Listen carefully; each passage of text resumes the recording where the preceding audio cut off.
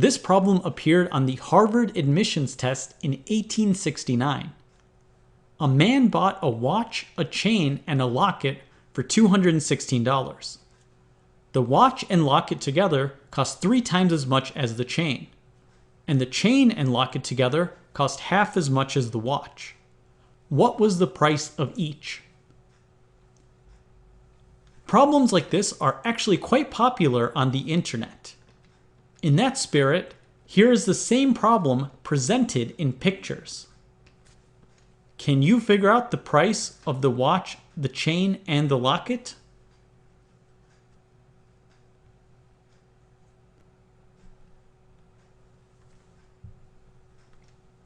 So here are the first 2 equations.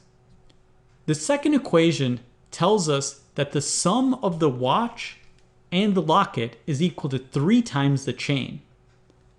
The first equation also has the sum of the watch and the locket.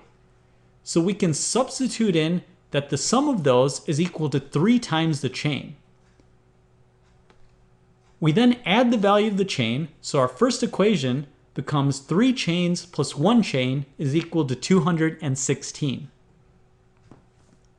So we have 4 chains being equal to 216. So 1 chain will be 1/4 of that, which is equal to 54. We can now use this value into our second and third equations. Our second equation says the watch and the locket is equal to 3 times the chain.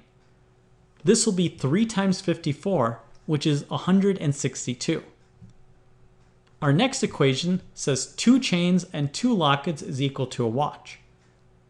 2 chains is equal to 2 times 54, which is equal to 108. The second equation here gives the value of the watch in terms of the locket. So we can substitute that into the first equation. So we have 108 plus 2 lockets plus 1 more locket is equal to 162. We'll now just focus on this last equation. We have 108 plus 3 lockets is equal to 162.